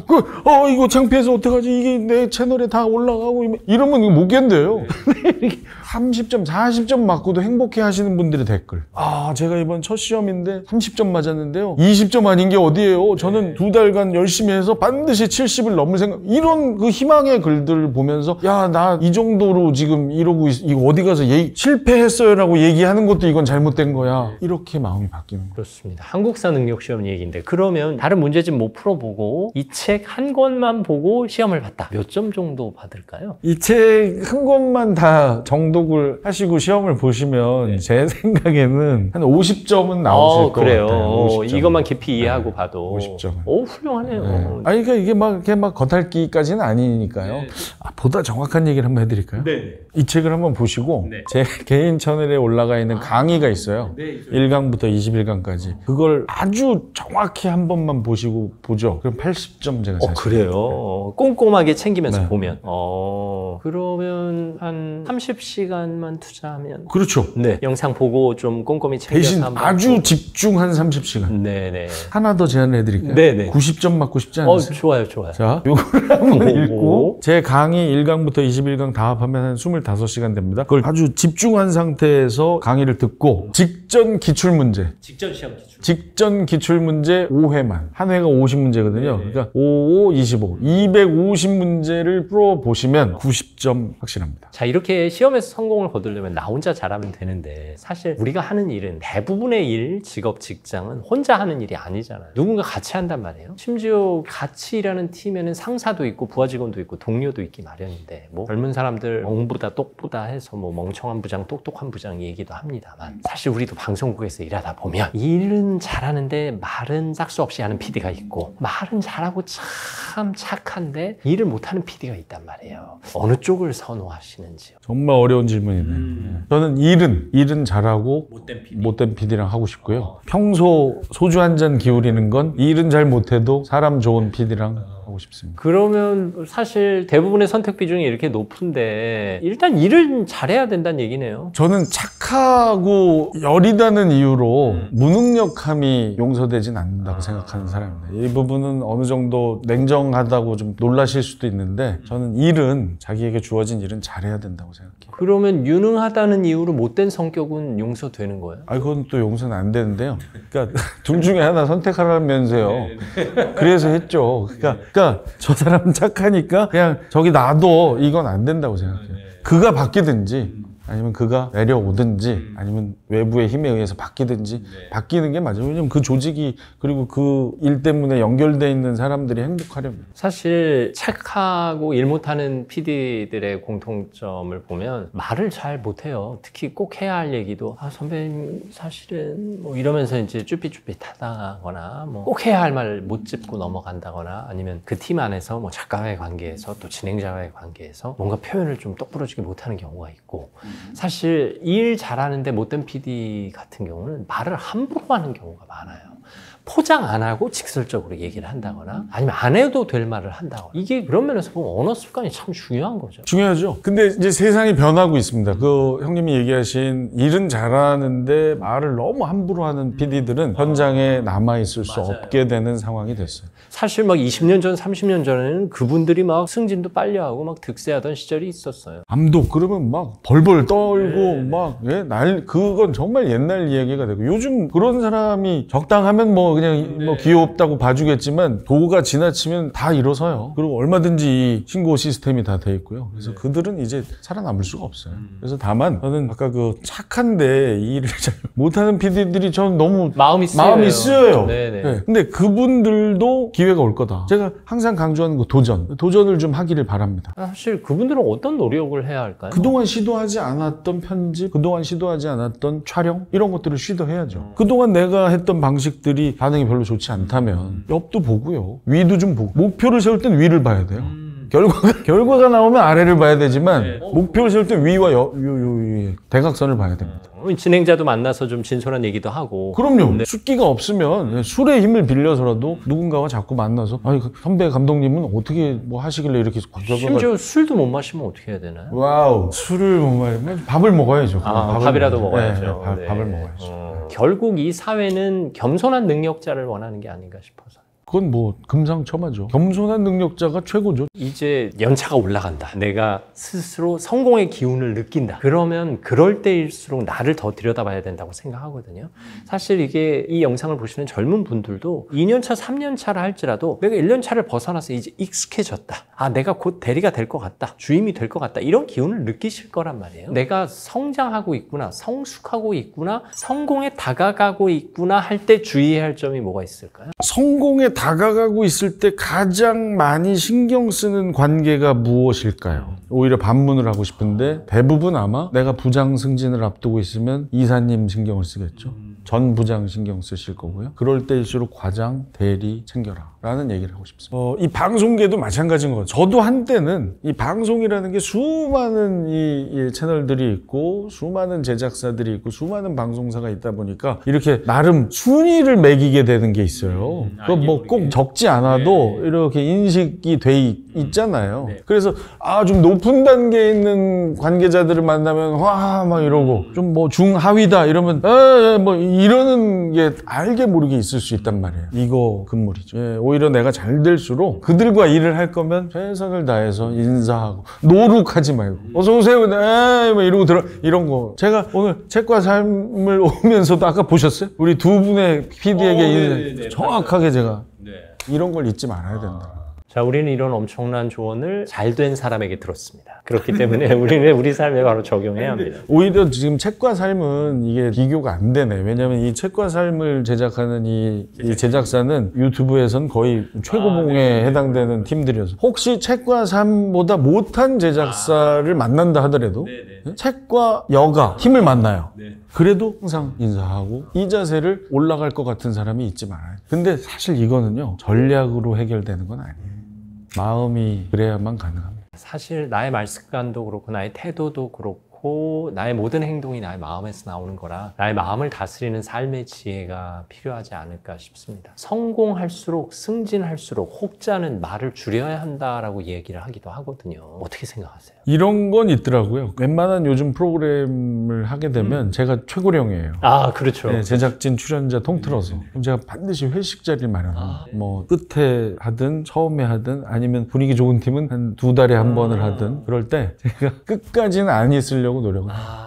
혹시 그들만의 리그가 또 펼쳐질 수 있어요. 다 알아들으셨을 겁니다. 예. 자, 본의 아니게 성공 얘기를 해봤는데요. 성공하고 관련해서 우리가 좀 읽어볼 만한 책이 있을까요? 이것도 역시 신간입니다. 예, 올해 나온 따끈따끈한 책인데요. 역시 또 저와 관련이 있는 분이 쓰신 책이고요. 객관적으로 상당히 성공하신 분입니다. 제가 아까 말씀드렸던 한 분야에 10위 안에 드시는 분. 이경규 선배가 쓰신, 최근에 또 뭐 여러 가지 일로 또 힘듦도 겪으셨던 분이신데 삶이라는 완벽한 농담. 그러니까 이경규 선배 하면 재미있는 분이죠, 기본적으로. 그런데 윽박지르고 주변 생각 안 하고 인간미라고는 전혀 없어 보이는 캐릭터로 많은 분들에게 웃음을 선사하고 계신 걸로 알고 있는데, 이 책을 읽어보면 사람이 이렇게 겉으로 보여지는, 특히 방송으로 보여지는 모습하고는 많은 부분 다를 수 있겠구나. 심지어 옆에서 후배로 함께 활동을 했던 저도 모르는 내용들이 너무나 많이 적혀 있었고요. 성공하는 사람은 왜 성공할까라는 질문에 한 5분의 1 정도의 해결은 해줄 수 있는 것 같아요.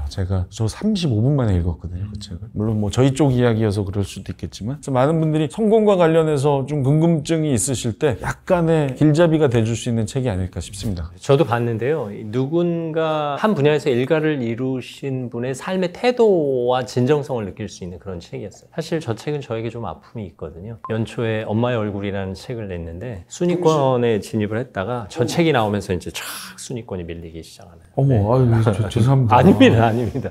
근데 뭐 저 책이 아주 완벽한 농담을 잘 구현해낸 책이었기 때문에. 그런 아픔이. 네네. 어머나, 세상에. 어쨌든 그래서 전국의 서점 사인회를 갈 때마다 항상 저 다음에 이경규 선생님 모셔서 사인회 하시면서 사람을 이렇게 제가 모은 사람에다가 더 많이 모으는 뭐 이런 놀라운 재미가 있었던.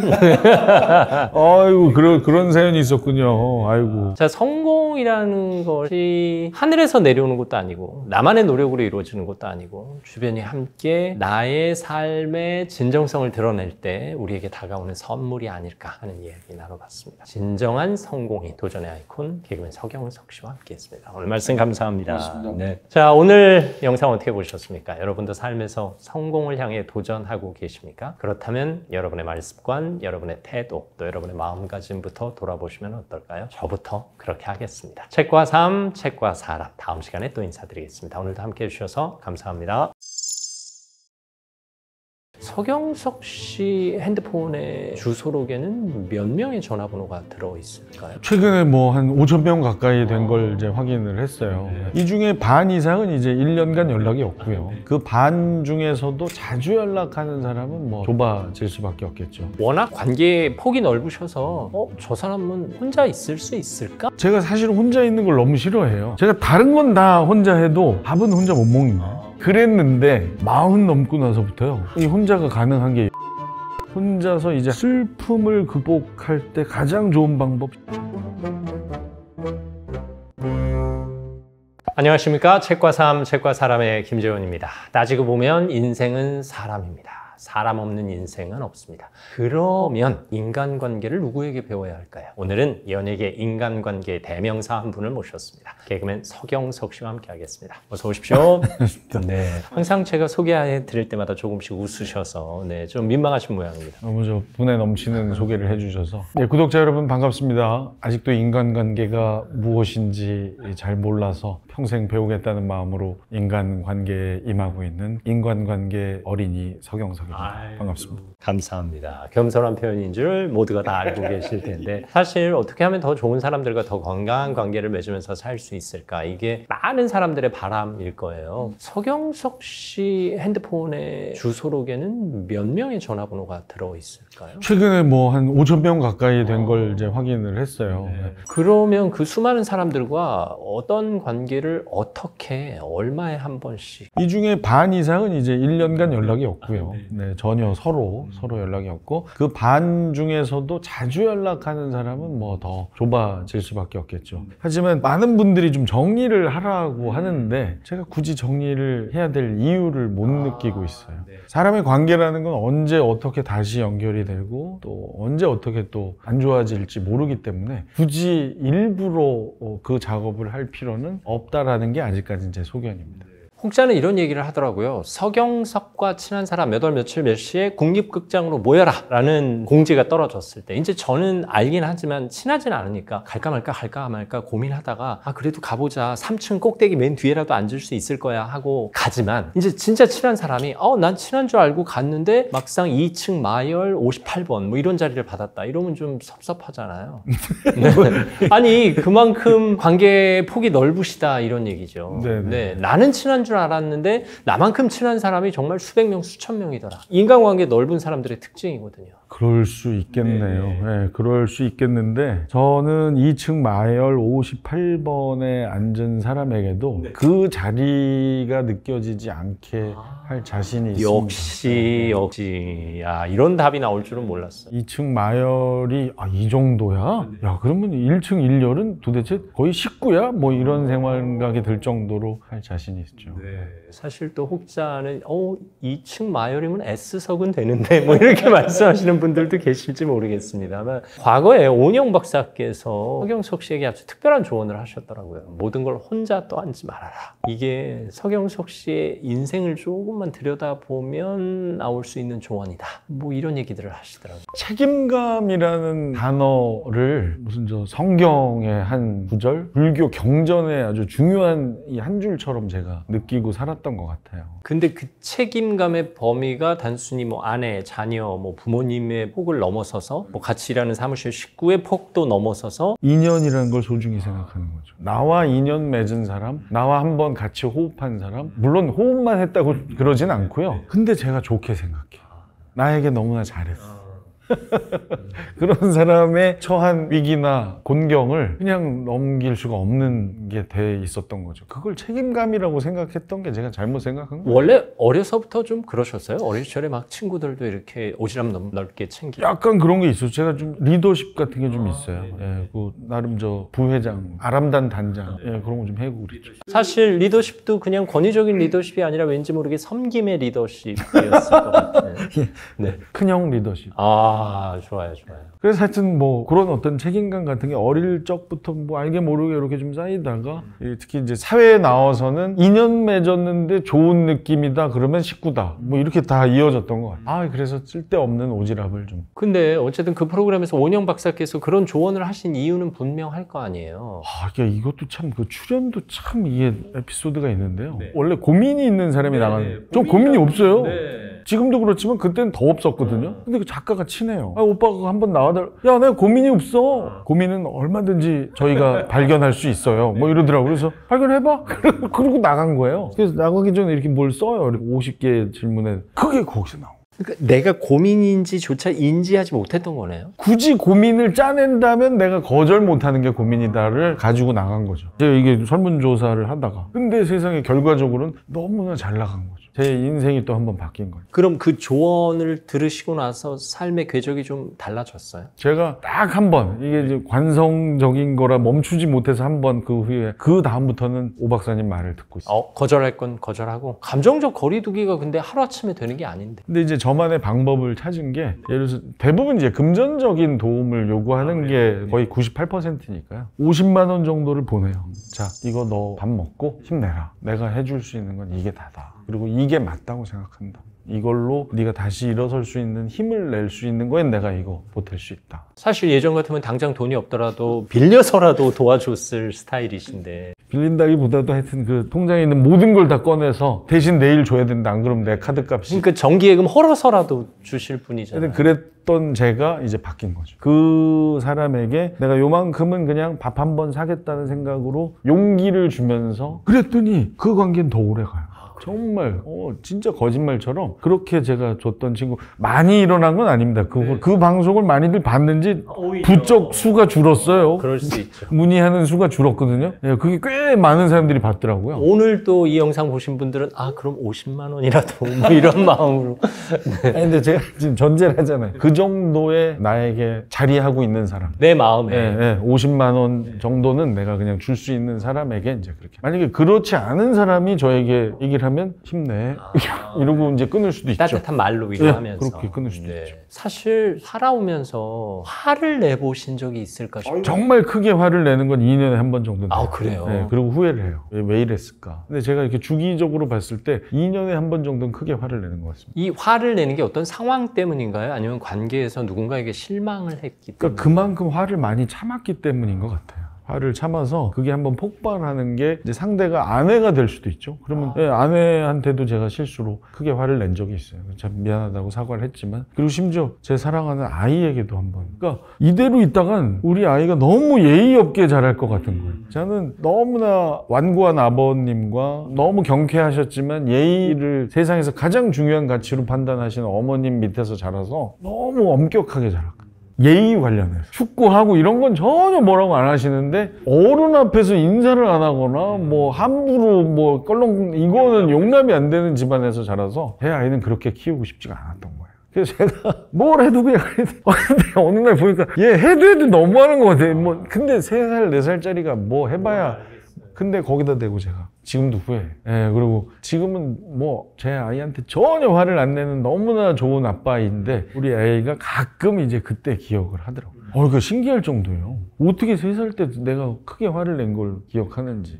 그래서 제가 이제 가끔 그런 큰 화를 내긴 합니다만 이제 그런 경험들을 하면서 오히려 이제 그만 화를 내기로 결심을 해서 요즘은 더 안 내긴 하는데, 딱 하나 아직도 화를 내는 경우가 언제냐? 이 일을 잘못했을 경우. 저와 함께 일하는 스태프들이 공동의 목표를 가지고 뭔가 일을 하는데 불성실하거나 혹은 약속을 지키지 않아서 여러 사람에게 피해를 주거나 이런 경우엔 제가 따끔한 화를 단호하게. 네. 그러면 조금 다른 결로 연예인 동료들에게 마음의 상처를 받으신 적이 있을까요? 연예인 동료들에게? 네네. 관계 속에서 저것만큼 내가 저 사람에게 어떻게 했는데 저 사람이 나에게 이럴 수 있어, 뭐 이런 접근도 좋습니다. 서운한 적이 몇 번 있긴 하죠. 서운한 적이 조금 결이 다르군요. 서운한 경우가 이건 참 요만한 거긴 한데요. 평소에도 참 잘 지내고 중간중간 경조사 있을 때 항상 챙겼던 연예계 동료예요.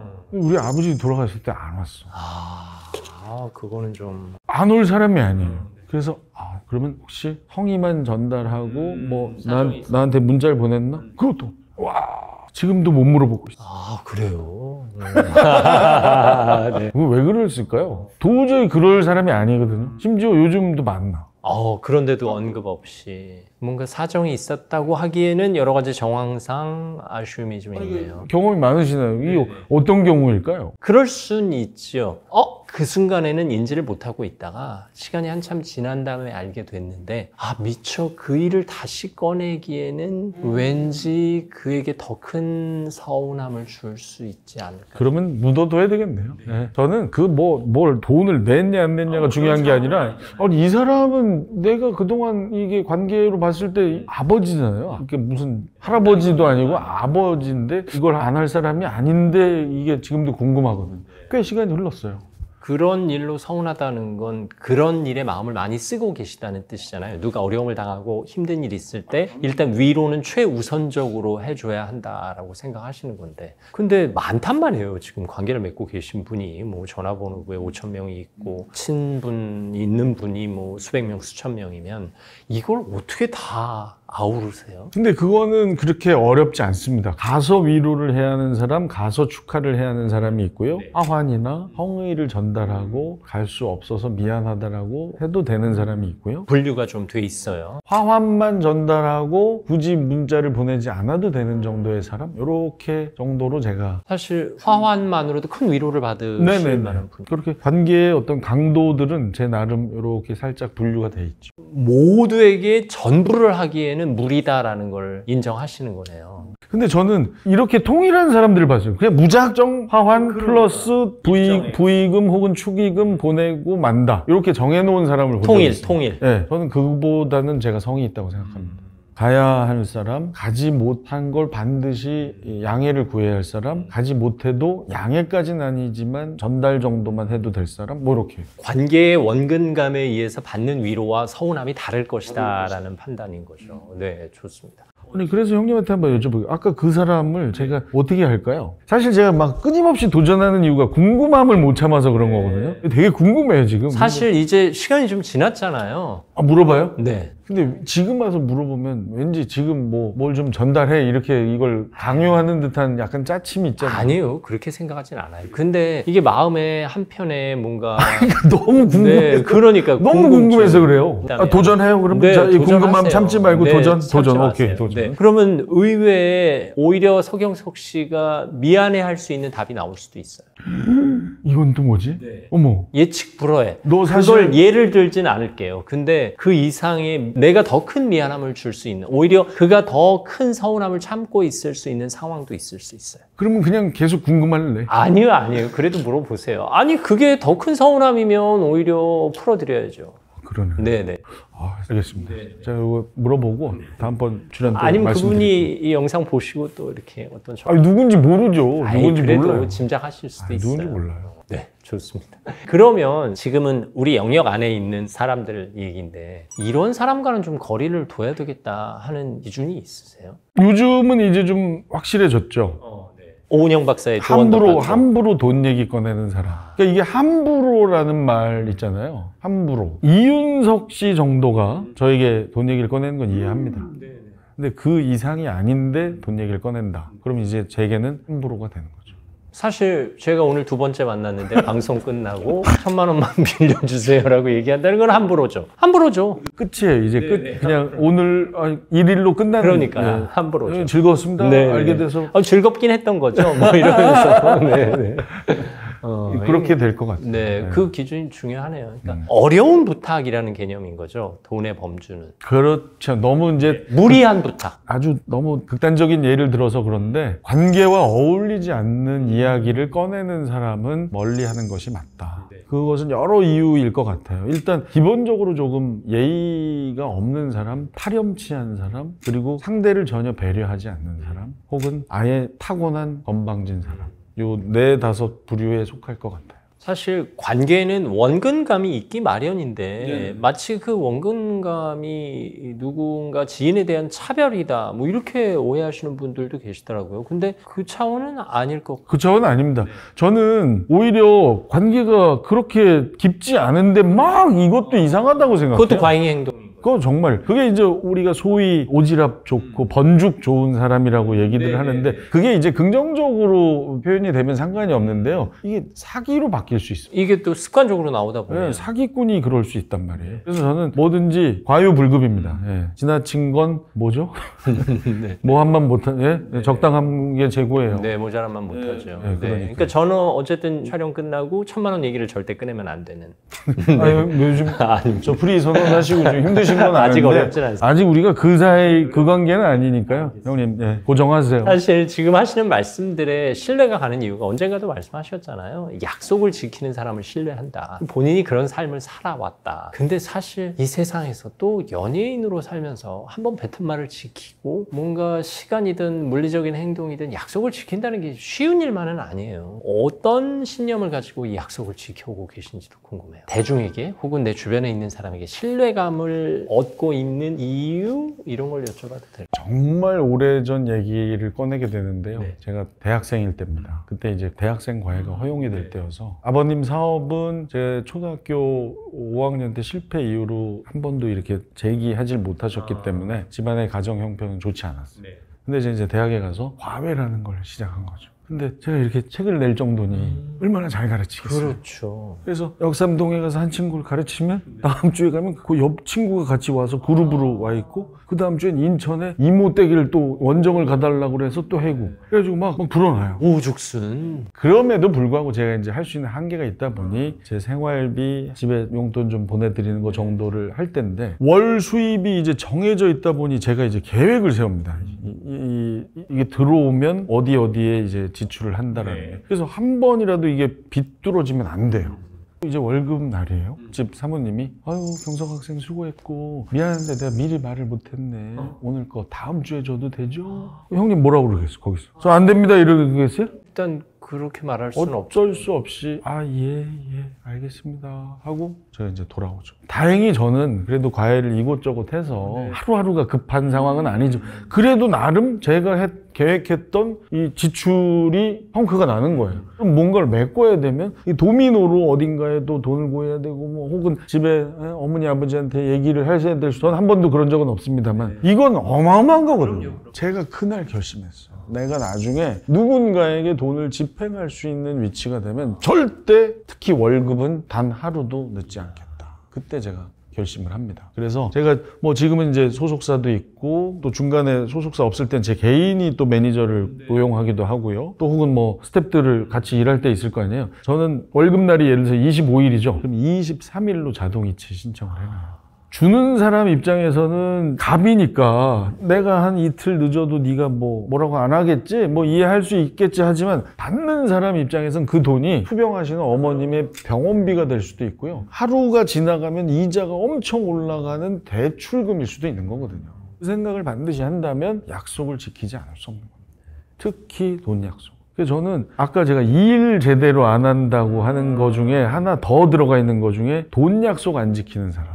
도미노로 피해를 주는 사람이에요, 그 사람은. 박영석 씨는 이번 이야기도 그렇고 몇 번 이야기를 나눠보니까 자신을 잘 관찰하고 계신 것 같아요. 그래서 나의 장단점을 잘 발견해서 장점을 승화시키고 단점을 고쳐나가는 나의 관찰을 통한 나의 발견을 성실하게 수행하고 계신 분 같거든요. 근데 이제 많은 사람들이 내 모습을 모르기 때문에 내 태도, 내 말습관, 내 자세, 보여지는 모습조차 인지하고 있지 못하기 때문에 심지어 내 성향도 모르기 때문에 실수를 하는 경우가 많거든요. 근데 이게 사실 나 자신을 돌아본다는 건 쉬운 일은 아니에요. 어떻게 생각하세요? 그렇죠. 내가 누군지를 잘 모르죠, 사람들이. 예. 그래서 주변 이야기를 귀 기울이는 게 맞아요. 예. 객관적인 평가들을 자기 고집으로 난 안 그런데 왜 저렇게들 얘기하지 이러지 말고 대표가 제가 오은영 박사님 만난 거 아니겠습니까? 그러네요. 그 전까지 저는 제가 오만한다라는 얘기가 도대체 어울린다는 상상을 안 해본 사람인데 진짜 오만했던 거거든요. 그게 어떤 방식이었든 주변 이야기를 좀 많이 듣기를 바랍니다. 워낙 관계의 폭이 넓으셔서 저 사람은 혼자 있을 수 있을까? 하는 생각도 들거든요. 제가 사실 혼자 있는 걸 너무 싫어해요. 아, 그렇죠. 예, 밥을 어떻게 혼자 드세요? 전 혼자 먹을 수도 있어요. 뭐 B형이? 아니요, A형인데. 어떻게 어떻게 해요? 혼자 식당에 들어가서 먹고. 어떻게 되지 그게? 네네. 저도 A형이거든. 제가 O형성 A형인데 제가 다른 건 다 혼자 해도 밥은 혼자 못 먹는데 저는 안 먹어요. 그래서 예. 혼자서 못 먹겠어요. 주변의 시선이 의식돼서? 아니 원래 밥은 항상 같이 먹자주의라. 아니 뭐 같이 먹을 수 없는 상황이 되면 저도 웬만하면 같이 그럼 먹죠. 굶어야지. 그럴 수 있죠. 그럴 수 있어요. 집에선 괜찮죠. 집에 그게 내가 누굴 의식하네. 집에선 괜찮다는 거 보니까. 그러네. 그러네. 왜 그랬지 내가? 그러면 혼자 있을 땐 시간을 어떻게 보내세요? 그래서 혼자 있는 걸 너무 싫어해요. 항상 운동도 혼자 하는 운동보다는 막 이거 있죠. 이건 안 해요 저는. 이걸 왜 하는지 모르겠어요. 혼자 뛰고 막 이러는 거. 그건 이유를 모르겠어요. 도대체 그걸 왜 재미가 없어요. 운동은 저는. 같이 하는 거지. 무조건 같이 해야죠. 초를 주고받든 뭘 이렇게 하고 얘기를 하든 뭘 해야죠 같이. 그래도 혼자 있게 되면. 아니 그랬는데 40 넘고 나서부터요. 이 혼자가 가능한 게 여행이더라고요. 전 여행은 혼자도 다닙니다. 여행 가서 밥을 먹어야 되잖아요. 그러니까 내가 누굴 의식하네. 외국 가서 혼자 먹어요. 그래요. 대박. 나 오늘 처음 알았네. 내가 한국에서 혼자 밥을 못 먹는 게 의식하는 거구나. 이거 어떻게 없애야 되지? 뭘 없애 그냥. 뭘 없애요? 의식하면 그냥 그렇게 되지. 사시면 되죠. 의식하면 되죠. 네. 그냥 외국 가서 혼자도 먹어요. 네. 네, 중요한 걸 발견했네 진짜. 근데 내가 당장 오늘 끝나고 나가서 혼자 한번 먹어볼래. 네, 여기 맛있는 여기서 하나 먹어봐야겠네. 네. 메뉴가 뭐예요? 한식 뷔페. 오 귀여워. 뷔페? 네. 사람이 너무 많은데. 하여튼 제가 그래서 혼자 뭐라고 네, 혼자 있을 때 어떻게 하면 시간을 잘 보낼 수 있을까? 혼자- 여행을 간다. 그때 가장 좋은 건 여행하는 거 하고요. 제가 혼자서 여행 갔을 때 가장 많이 한 게 한국사 공부였어요. 네. 그건 좀 이해가 안 간다. 뭐 하여튼 그거 가능해요. 네. 그러니까 오롯이 그냥 나에게 이 시간이 다 온전히 주어졌을 때 깊게 한번 들어가 보자. 한국사 여러 좋은 강의들 많이 듣고 공부한 거. 저는 기회가 많지 않지만 저도 혼자 여행 가는 걸 언젠가부터 즐기는데 저는 혼자 여행 가면 걸어요. 왜냐하면 많은 걸 먹어야 하기 때문에. 그래서 뭐 가까운 일본 후쿠오카를 갔다. 일본에 맛있는 집이 얼마나 많아요. 그러면 한 집에서 먹죠? 그럼 2시간을 걸어서 다음 집으로 가요. 그래서 그 집에서 또 먹어요. 그럼 또 2시간을 걸어서 다음 집으로 가요. 그래서 한 6끼쯤 먹고 3만보쯤 걸어요. 오. 그러면 이렇게 적당히 2시간 걸으면 배고파지고 다음 메뉴가 맛있게 느껴지고. 아니 그러면 그 목적지 미리 정해놓고. 그렇죠. 맛있는 식당 검색해놓고 물론 가다가 저 식당이 맛있어 보이거나 사람이 많다 하면 그 식당에서 밥을 먹을 때도 있는데 다음 식당까지의 거리를 웬만하면 걸어서 가는 걸로 한 6km, 7km 확보해서. 이 재밌다. 네, 그것도 할만해요. 근데 이게 걷는 건 너무 지루한데. 그래요? 주변 구경하면서 걷는 게 얼마나 재밌는데. 같이 걸으실래? 좋아요. 저렇게 얘기하면서 하는 건 제가 오케이. 그것도 저는 이 나쁘지 않아요. 운동도 이렇게 이 얘기가 안 되니까 이게. 이거는 걷는 건 이게 되잖아요. 등산도 이게 너무 힘들어서 얘기 안 하고 가지 않아요? 그래서 제가 안 하는 거거든요. 네. 걷는 건 가능하겠네. 가끔 얘기하면서. 어쨌든 혼자 여행하면서 나 자신을 발견할 수 있는 기회를 갖는 건 소중한 체험이 되겠네요. 형님하고 둘이 이렇게 걸어가는 외국 여행을 여기 같이 해야 되겠네. 저는 걸어가는 거 좋아해요. 얼마 전에 방콕 여행 혼자 갔다 왔는데 하루에 53,000보를 걸은 적이 있어요. 네. 그냥 그 시내를 그냥 걸으면서 쭉 지점마다 찾아다녔어요. 왜 이렇게 걸으세요? 아니 재밌어요. 행복하고. 진짜? 그리고 방콕 시내는 차가 많이 막히기 때문에 걷는 게 훨씬 더 빨라요. 평소에도 그럼 한국에서도 걷는 걸 좋아해요? 네. 그렇게 해서 이게 몸매를 유지하시는 네, 거예요? 그나마. 제가 식탐이 있는 거를 걸어서 해결하는 거. 많이 드시고? 네, 많이 먹어요. 먹는 거 좋아해요. 그러니까 하루에 6끼 맛집을 찾아다니죠. 여행지에 가면. 혼자 걷기, 혼자 먹기, 역시. 혼자 한국사 공부하기, 네. 혼자 자신을 발견하기. 오늘의 결론은 이렇게 맺어갑니다. 자, 그럼 혼자 있을 때 읽기 좋은 책을 추천해 주신다면? 제가 뭐 그동안 제가 한 번도 이제 뭐 좀 쑥스러워서 얘기를 안 했는데 이렇게 걸어놓을 거면 얘기를 좀 하자. 진짜 혼자 계실 때 한국사 너무 막막해서 어디서부터 시작해야 될지 모르는 분들, 그리고 막 깊게 들어가긴 너무 지금 시간도 없고 여유도 없다? 최고입니다. 네. 그리고 한번 해본 적은 있는데 희미해진 분들, 다시 기억나게 할 때 또 최선을 다해서 썼거든요.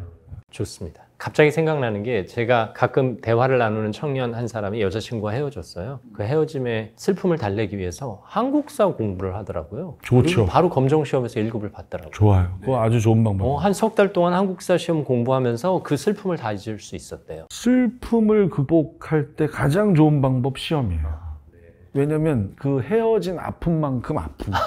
그것도 좋네요. 시험 고통은 공부. 고통으로 치유하는. 네. 자, 하지만 이 책 읽고 시험 보시면 50점 받습니다. 한 번 더 영상을 보시고 공부하셔야 1급에 도전하실 수 있다는 것 알려드립니다. 오늘 여러 가지로 행복해졌고요. 관계가 풍요롭지 않더라도 혹은 관계가 풍요로운 상황에서도 나 자신을 돌아볼 때 깊은 깨달음이 나온다. 인간관계 완성은 혼자 있을 때 이루어지는 것이 아닌가 하는 추정도 해봤습니다.